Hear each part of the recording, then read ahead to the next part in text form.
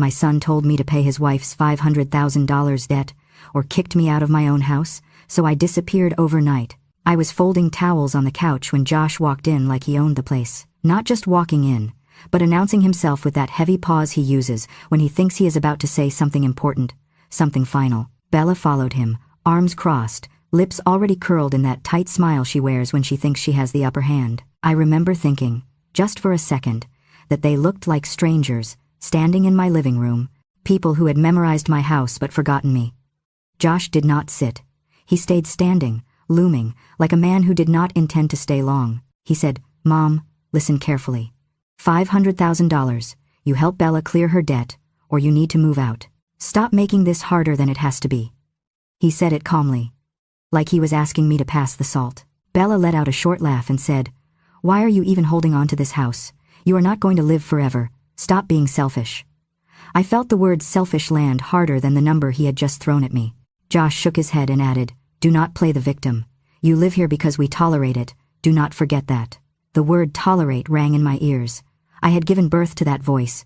I had rocked it through fevers, fed it with overtime pay, and now it stood in front of me, telling me my presence was something endured. I stared at the folded towels in my lap, neat, quiet, obedient, everything I had been for most of my life. The shock was not the money. It was how easily my own son said, "Move out," as if throwing away a bag of trash. I looked at the doorframe, the one my late husband once measured for a family photo, and thought, this is my house, and yet I am being given an ultimatum inside it. Josh kept talking, explaining numbers and timelines, but I stopped hearing him. My mind caught on one sentence and would not let go. "Move out, not we need help, not can we talk, just move out." Bella sat down then, crossing her legs, already comfortable with the idea of me leaving. She said, "We are not asking for much. You should be grateful we are even letting you stay this long." I remember thinking how strange it was that gratitude had become a weapon. I wanted to say something sharp, something that would cut back, but my throat closed.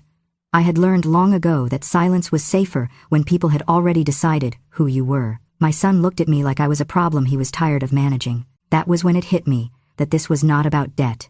It was about control. About 200 words into this moment, I realized I was not just telling my story for myself anymore. I was telling it for anyone who has ever been spoken to like this, in a place that once felt like home. If you feel justice deserves celebration, smash that hype button. Let us keep stories like this alive, echoing far, far away. Your support helps us bring understanding and love to those who deserve it. Thank you so much. Keep listening. Josh finally stopped and asked, "So what do you say?" His eyes were impatient, already annoyed that I had not answered quickly enough. Bella leaned back and added, "Do not drag this out. We have enough stress without you adding to it."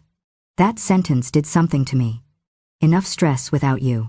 As if my existence was an inconvenience layered on top of their real lives. I thought about all the years I had swallowed my opinions to keep peace, all the times I had been careful not to offend, not to interfere, not to ask for too much. And still, here I was, being told I was too much. I nodded slowly, not because I agreed, but because I needed them to believe I was small. Josh took my nod as surrender. He sighed in relief and said, "Good. We will figure out the paperwork tomorrow." Tomorrow, as if tomorrow was guaranteed to look the way he imagined. When they left the room, Bella brushed past me and said under her breath, "It is about time." I sat there long after they went upstairs, staring at the towels until they blurred together. The house was quiet again, but it was a different kind of quiet, the kind that follows a threat. I realized then that the ultimatum was not a negotiation. It was a declaration. They had already decided I was expendable. Standing up and shouting would not change that. Explaining myself would not soften it. What they did not know, what they never bothered to ask, was that I had spent my life preparing for moments exactly like this. Not with anger, but with foresight. I touched the arm of the couch and thought, this is my house, and if they think they can push me out of it, they have no idea who they are dealing with. I did not become someone they hated overnight. That hatred was built carefully, year by year, from moments that had nothing to do with cruelty and everything to do with refusal. The first crack appeared when Josh was 22 and convinced he had found a shortcut to adulthood. He came to me with excitement spilling out of him, talking fast, waving papers, explaining a business idea that changed shape every time he spoke. He wanted money, a large amount, and he wanted it immediately. I listened. I asked questions. The answers slid around instead of landing anywhere solid. I told him I loved him, but I would not give him that money. I said I had worked too hard to gamble it on something neither of us could clearly explain. His face changed. The warmth vanished. He shouted, "You do not believe in me." That sentence followed me for years. It did not matter that the plan collapsed within months, or that others lost money doing the same thing. What mattered was that I had said no. From that moment on, I was no longer a careful mother. I was labeled cold, unsupportive, the kind of woman who clutched her purse too tightly. Saying no had turned me into a villain. Years later came the wedding that everyone said I tried to ruin. Josh had met his first wife and fallen hard. He told me he needed money again, this time from my retirement fund, to make the wedding worthy of his future. I did not refuse right away. I asked to meet her. I listened more than I spoke. Something felt wrong, not dramatic, just quietly off. I did what I had always done. I checked facts. I found records of unpaid loans, different names used at different addresses, debts that seemed to vanish and reappear. I told Josh to slow down. I said we should wait, verify, protect ourselves. He exploded. "You are jealous," he said. "You cannot stand seeing me happy." The family echoed him. They said I was controlling, that I wanted to keep him small so I could feel important. Josh married her anyway. A few years later, the money was gone, and so was she. When the truth came out, no one apologized to me. No one said I had been right. Instead, they said I should have kept quiet. They blamed me for not stopping it harder, for not saving him from his own choices. Somehow, I was guilty whether I spoke or stayed silent. That was when I learned an important rule in our family. If something went wrong, it would always be easier to blame me than to admit a mistake. Bella arrived with confidence that filled every room. She liked admiration, collected it like proof of worth. From the beginning, she expected me to bend, to praise, to agree. I did none of those things. I was polite. I was reserved. I watched. That alone made her uneasy. She once asked me what I thought of her new car, the one bought on credit she could barely afford. I said gently that it was beautiful but expensive. That was all. No lecture, no judgment. Later, Josh told me Bella felt attacked. From then on, every word I said was twisted into criticism. If I stayed quiet, I was passive-aggressive. If I spoke, I was negative. Bella told people I looked down on her. She said I thought she was beneath me. The truth was simpler and crueler. I did not flatter her, and she could not forgive that. Over time, she turned Josh against me with small, careful comments. "Your mother does not like me. She thinks she is better than us." He wanted peace in his marriage, so he chose the version of reality that made that easier. The house became the final battleground. Years ago, Josh asked if he could put his name on the deed. He said it would help with taxes, that it was only a formality. I asked my lawyer. I learned what that formality could cost me. I said no. Josh smiled in front of me and raged behind my back. He told relatives I did not trust him, that I was selfish, that I feared he would take what was mine. No one asked why a son needed to be on his mother's deed while she was still alive and healthy. No one questioned why love had to be proven through paperwork. They accepted his version because it was easier. It painted me as a woman clinging to control instead of a woman protecting herself. From that point on, every boundary I set became evidence of my supposed cruelty. Looking back, I see how neatly it all fits together. I was hated because I would not serve as an endless source of money, approval, or silence. I did not disappear when it was convenient. I did not sacrifice myself fast enough or loudly enough. In a family that measured love by how much you gave up, I was dangerous because I kept parts of myself intact. Josh and Bella did not resent me for doing something wrong. They resented me because I could not be easily moved, easily guilted, easily used. And when people decide they want what you have, they must first convince themselves that you do not deserve it. By the time they demanded the house and the money, they had already rehearsed their justifications for years. I was not a mother anymore. I was an obstacle. And obstacles, in their minds, exist to be removed. The dinner was not planned for warmth. Bella invited 2 people she knew would make me careful with my words, her cousin Marlene and a neighbor named Rick, who laughed too loudly and agreed with whoever spoke last. The table was set neatly, almost ceremonially, as if this were an occasion worth remembering. I noticed the papers, placed beside Josh's plate, aligned, waiting. Bella poured wine for everyone except me, and said with a smile that did not reach her eyes, "Let us eat first, then we will talk like adults." I understood then that this was not a family meal. It was a hearing. As plates clinked and forks moved, Bella began softly. "Joanne, You know, when someone lives under a roof, they have responsibilities. She glanced at Marlene, who nodded. Bella continued. You cannot just take and take because you are old. The word old hung there, naked and intentional. I opened my mouth, then closed it. Josh cleared his throat and said, Mom, please do not embarrass me. Sign the papers. Do you want to tear this family apart? He slammed his hand on the table, hard enough to rattle the glasses. Rick whistled under his breath like he was watching a show. Bella leaned forward, eyes bright, and said, If you really loved your son, you would pay the debt. If you refuse, you are not a victim. You are a mother who enjoys destroying happiness. I felt heat rush to my face, not from shame, but from the cruelty of being reduced to a transaction. I remembered Josh at 7, asking me if monsters were real, and here he was, repeating words that cut more cleanly than anything I had ever heard. They spoke about me as if I were not there, listing my supposed faults, how I always held back, how I never trusted anyone, how I had made Josh's life harder by not sacrificing enough. The hypocrisy was sharp. For years, Josh had asked me to give and give for the sake of family, to be patient, to be quiet, to understand. Now that I asked for something simple, respect, they called it selfishness. I realized with a cold clarity that they were not angry at me for refusing to help. They were angry because my refusal exposed how dependent they were on taking. Around the 200th word of their accusations, I felt a strange steadiness settle in my chest.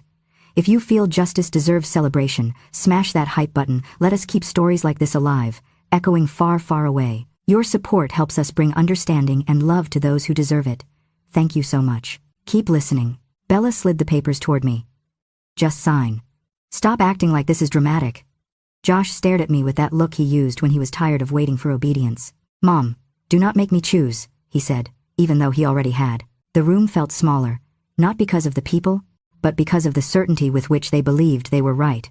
Marlene said gently, Sometimes elders have to step aside for the next generation. That was when it clicked. I was not a mother to them anymore. I was an asset that had overstayed its usefulness. I thought of all the times Josh had told me, we are family, whenever he needed something, and how quickly that word vanished when I needed dignity. My heart did not break then. It hardened. I looked at Josh and saw calculation where affection used to be. I saw a man measuring the value of his own mother against a balance sheet. That was the moment I understood silence could be sharper than any argument. I did not cry. I did not plead. I nodded once, slowly, carefully, as if agreeing with a doctor's diagnosis. Josh exhaled, relieved, and said, Good, I knew you would come around. Bella smiled like a verdict had been reached. They mistook my nod for surrender, for weakness, for the final collapse of an old woman who had been cornered. They did not see what that nod truly was. It was the sound of a door closing inside me, a quiet decision forming with perfect clarity. I folded my napkin, placed it on the table, and said nothing more. In that silence, they celebrated too early, unaware that the trial they had staged would be the last moment they ever controlled the outcome. The morning after that dinner, Josh did not knock. He walked into the kitchen like the night before had settled everything. Bella followed him, carrying a folder pressed flat against her chest, her posture straight, her face calm in the way people look when they believe the fight is already won. I was pouring coffee when Josh set the folder down on the table with a soft thud and said, Let us get this done quickly. I have meetings.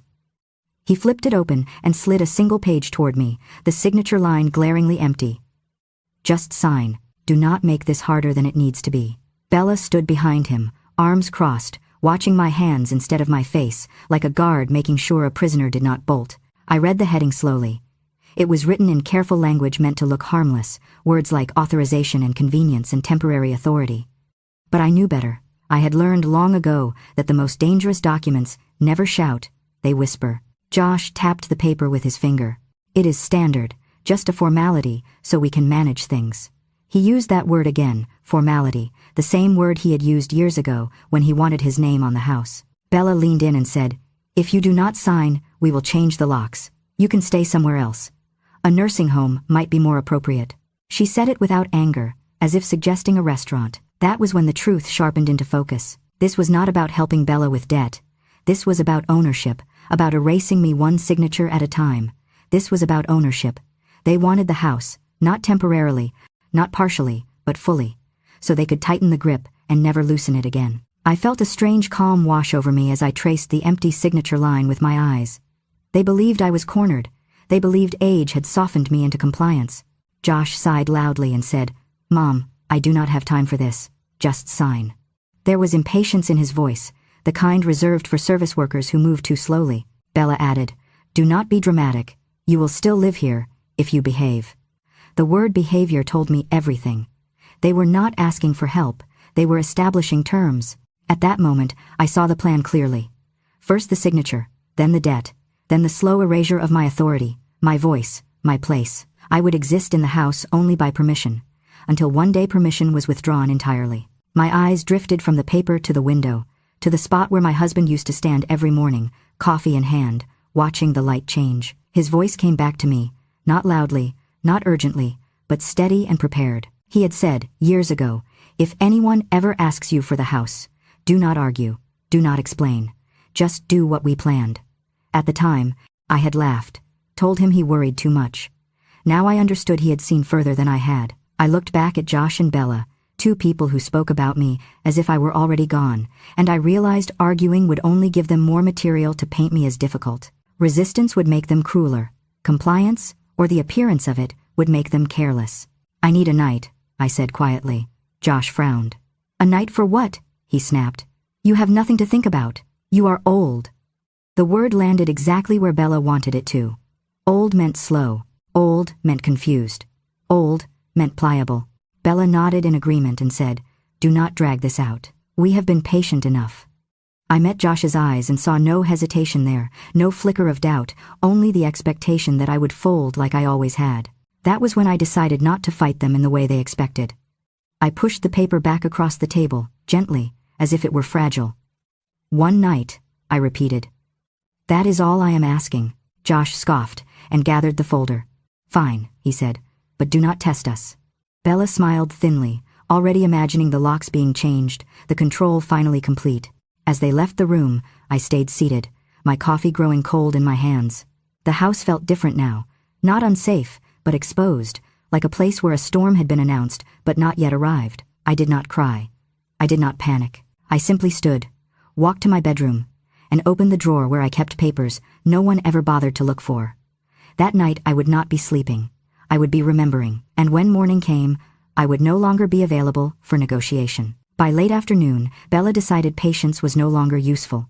I heard the unfamiliar click at the front door before I saw the man standing there with a toolbox. He looked uncomfortable, eyes darting between Bella and me. She spoke quickly, confidently, the way people do when they want others to stop thinking. "We just need to test the lock," she said. "There have been security concerns." I stepped forward and said calmly, "This is my house." Bella did not even look at me. She waved a hand and said, "She is confused. Please, just do your job." The word confused was deliberate. Josh stood behind her, arms crossed, avoiding my eyes. The locksmith hesitated. Bella leaned closer to him and whispered something I could not hear, then turned to me and said, "If you interfere, we will call the police and report trespassing." Trespassing, in the home where I had lived for decades. The absurdity of it should have been laughable. Instead, it hollowed me out. The man left without touching the lock, muttering apologies. Bella was irritated now, sharp-edged. She marched past me into the bedroom without asking, pulling drawers open, tossing clothes aside. "We need space," she said. "You have too much junk." I followed her slowly, each step heavier than the last. She grabbed a box from the closet, the one where I kept my husband's letters, the watch he wore every day, the folded flag from his funeral. She lifted it like it weighed nothing and dropped it into a plastic bin with a loud crack. Something inside me broke then, not loudly, not dramatically, but completely. "Please," I said, my voice barely there. She turned, annoyed. "What?" she snapped. "What is so important in there?" I knelt and reached for the box, my hands shaking, and she laughed. "You are still clinging to the past.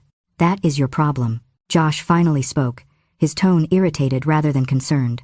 "Mom, stop making a scene. You are acting like you own the place." I looked up at him, at the boy whose lunches I had packed before dawn, whose fevers I had sat through counting breaths, and I said nothing. Bella stepped closer and said, "Own? What do you even contribute? You just sit here surrounded by memories. You do not build anything." Josh nodded as if that made sense to him. "Mom, please, just cooperate." Bella's voice dropped, cold and precise. "Owner, do not be ridiculous. You are almost expired." The word expired sliced through me in a way I did not know words still could. Not dying, not aging, expired, like milk forgotten in the back of a fridge. As they spoke, my mind drifted backward without my permission. I saw myself at 30, working 2 jobs, coming home after midnight to iron Josh's clothes so he would not be teased. I remembered skipping meals so he could have new shoes when his soles wore thin. I remembered holding his head when he vomited through the night, whispering that everything would be okay, even when I was not sure it would be. I remembered choosing him over myself every single time, not because I had to, but because that was what love looked like to me. And now he stood there watching his wife tear through my life as if it were clutter. He did not stop her. He did not look ashamed. He looked relieved that someone else was doing what he had wanted to do himself. Bella shoved another armful of my things into the bin. "We will move these to the garage," she said. "Or throw them out. Depends on my mood." Josh glanced at his phone, uninterested. "Mom, please. This is exhausting." Exhausting. That was what I was to them now. Not a mother, not a person, a problem to be managed until removed. I felt a strange clarity settle over me, like the moment before a long dive. Arguing would only give them the satisfaction of seeing me unravel. Crying would confirm their story that I was weak. I bent down, picked up the watch Bella had knocked loose, and held it in my palm. It was cold, solid, real, unlike everything they were saying. I stood, walked past them without a word, and went into my room. I closed the door gently and locked it. On the bed, I placed a single suitcase and opened it. I did not rush. I chose carefully. Not everything. Just what mattered. This was not an escape. It was a withdrawal. I was not running from them. I was stepping away from a battlefield they had already poisoned. Outside the door, I could hear Bella's voice, sharp and triumphant, already planning my absence. I zipped the suitcase closed and sat on the edge of the bed, my hands steady for the first time all day. They thought they had stripped me of power. What they did not understand was that they had just given me something far more dangerous. They had given me permission to leave without guilt. I waited until the house settled into its shallow nighttime breathing. The rain had started quietly, the kind that does not announce itself, just a thin tapping against the windows like someone checking if you are awake. I moved through the rooms without turning on lights, not because I was afraid of being seen, but because I no longer felt the need to be visible. I carried my suitcase to the kitchen table and laid out what I needed with deliberate care. Old papers first, the ones no one ever reads because they look boring and smell like time. Deeds, statements, letters written in ink that does not fade easily. Then the sealed envelope, thick and heavy, addressed in my husband's handwriting, the one he told me never to open unless I had to. Finally, I picked up the small object I had set aside earlier, his watch, the one Bella had almost thrown away. I slipped it into my coat pocket and felt its weight settle there, familiar and grounding. I did not write a long goodbye. I did not explain. Explanation invites argument, and I was done negotiating my existence. I took a single sheet of paper and wrote, "Do not look for me. I need quiet." I placed it in the center of the kitchen table where they would not miss it. For a moment, I stood there, looking at the chair where Josh used to sit doing homework, the spot where my husband used to read the paper. The house did not feel like mine anymore, but it did not feel like theirs either.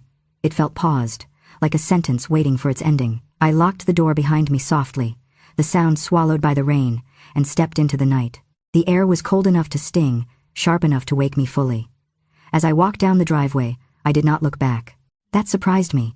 I had always imagined leaving would hurt more, that it would tear something loose inside me. Instead, there was a strange lightness, the kind that comes when a long-held breath is finally released. I got into the car, placed the envelope on the passenger seat, and drove without a destination, trusting the road to carry me somewhere quiet. By the time my phone buzzed, I was already gone in the way that matters. Josh texted first, "Where are you going?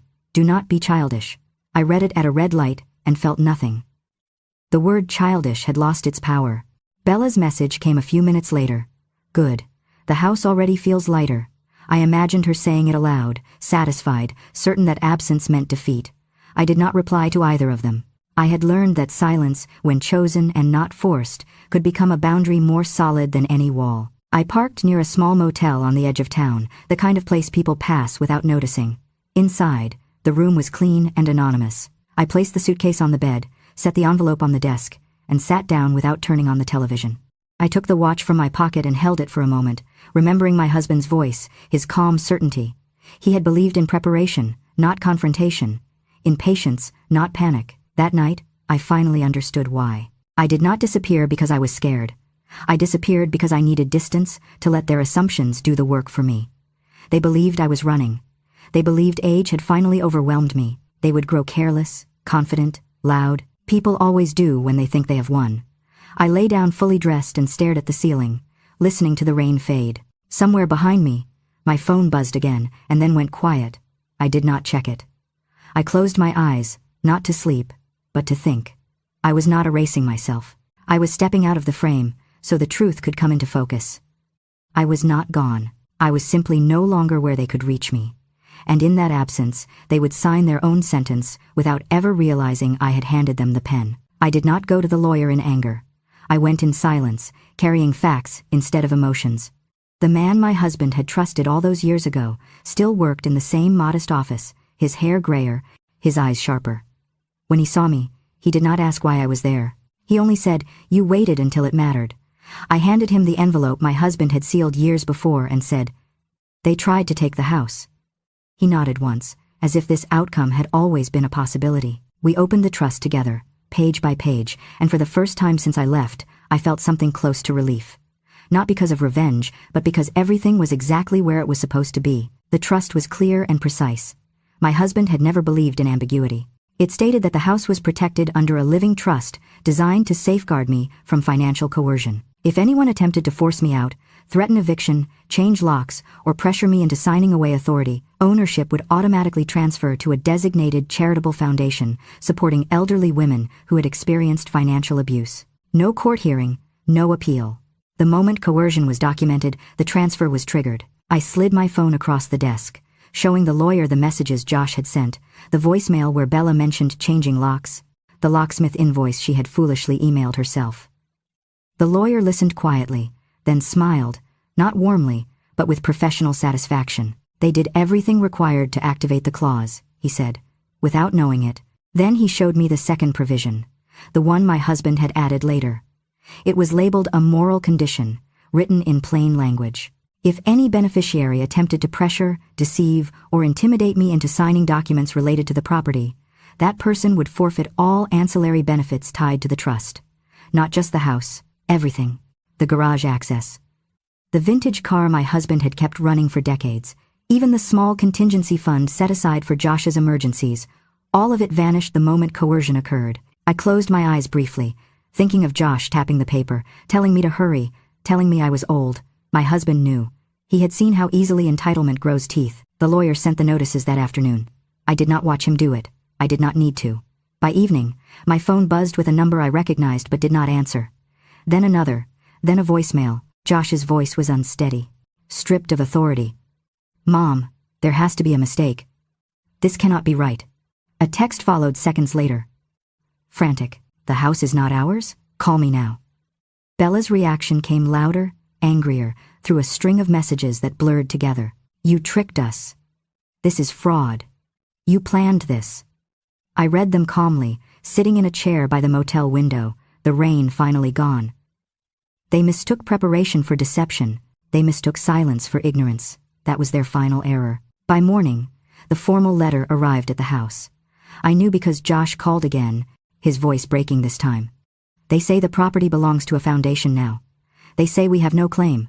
How is that possible?" I imagined him standing in the living room, papers shaking in his hands, the same room where he had told me to move out. Bella must have been screaming. I could hear it in the background, her voice sharp with panic. "She set us up," she shouted. She pretended to be weak. The truth was simpler. I had never pretended. They had projected weakness onto me because it made their actions easier to justify. The foundation's representative contacted them next, polite and firm, outlining the transition process. They were given timelines, instructions, and boundaries. Everything was legal. Everything was documented. Josh lost more than the house that day. He lost every fallback he had assumed would always be there. No garage, no car, no emergency fund, no inheritance buffer to soften the consequences of his choices. Bella's fury had nowhere to land but on him, and for the first time, he could not redirect it toward me. I did not call them. I did not explain. There was nothing left to clarify. They had activated every safeguard my husband and I had put in place, step by step, through their own arrogance. They finally understood that I had not been powerless. I had been patient. I had listened. I remembered. And when the moment came, My signature was not needed. My absence was enough. They did not have to drag Josh and Bella out in handcuffs. That would have been too loud, too theatrical, and this story never needed noise. 2 representatives from the foundation arrived instead. Polite, composed, carrying folders the way people carry certainty. They spoke calmly, outlining timelines, occupancy limits, and the transition process. Josh tried to argue, his voice rising, pointing at walls like ownership could be reclaimed through memory. Bella paced, furious, insisting there had to be a mistake, that family meant something. The representatives listened without reacting, then repeated the same sentences with the same calm. The outcome did not change. The house no longer belonged to them. It did not belong to me either. It belonged to a cause that understood what financial abuse looked like when it wore a family's face. Josh called me that evening. I recognized the number and almost did not answer, not out of fear, but because I had already said everything that mattered with my actions. Still, I picked up. His voice sounded smaller than I remembered. "Mom," he said, the word trembling. "Did you really do this?" I waited a moment before answering, not to punish him, but to let the silence speak first. "No, Josh," I said evenly. "You did. You were the one who said pay the debt or get out.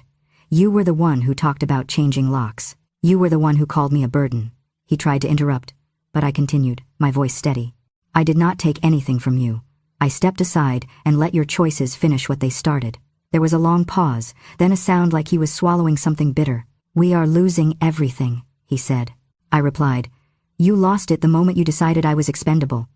I ended the call gently, before anger could crawl back into the space I had cleared. I did not go back to the house. I did not stand across the street to watch them pack boxes or argue or blame each other. That kind of witnessing would have tied me to them again, and I was done being tied. Instead, I wrote a letter, short and clean, the kind of letter that does not invite response. "I have paid the greatest debt of my life," I wrote, "the debt of staying silent to keep the peace. From today on, I owe you nothing."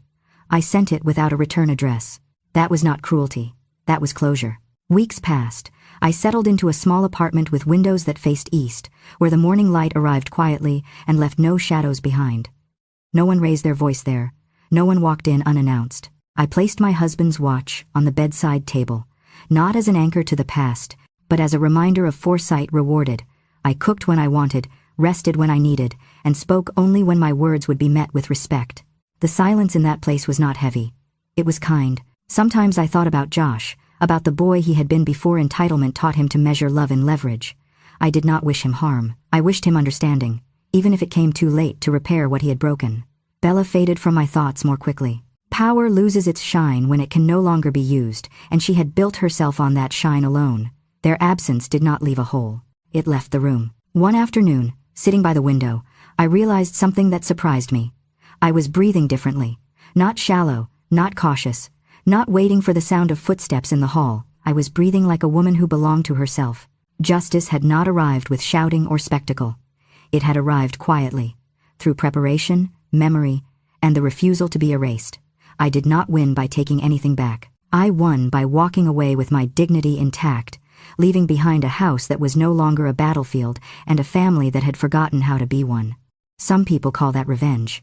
I call it survival done right. If you are still here, thank you for listening to me all the way to the end. I did not tell this story to be praised or pitied. I told it because silence can break a woman faster than cruelty, and because too many mothers are taught that enduring abuse is the same thing as love. It is not. Love does not threaten. Love does not demand ownership. Love does not call you a burden and expect you to disappear quietly. I am Joanne, and this was my truth. I did not raise my voice. I did not seek revenge. I simply remembered who I was and acted before it was too late. If my story stirred something in you, if it reminded you of your own mother, your grandmother, or even yourself, then it has done what it needed to do. Here on Grandma True Stories, we give voice to women who were told to stay quiet, to endure, to fade away. We remember, we speak, and we show that wisdom does not expire with age. If you believe stories like this deserve to be heard, please subscribe to Grandma True Stories. Your support helps these voices travel farther than they ever could alone. And if you carry a story of your own, one you were told was too small or too late to matter, know this, it still matters. And when a grandma speaks, the world finally listens.